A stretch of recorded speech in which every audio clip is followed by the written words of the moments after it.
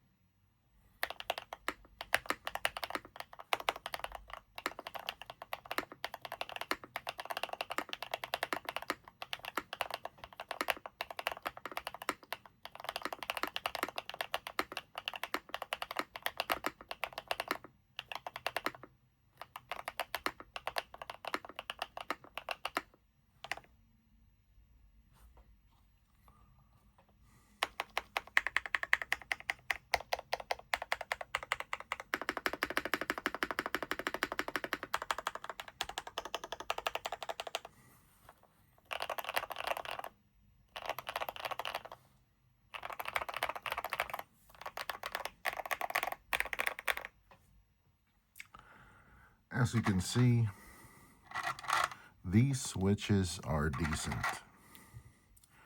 They're marbly, and I think I can recommend them. I love how they sound.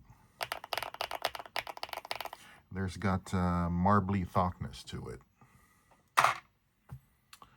Do recommend that you get them from the Thocc Exchange.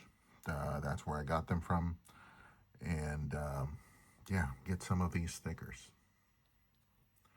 I hope this sound test was helpful. I will see you on the next one. Catch you later.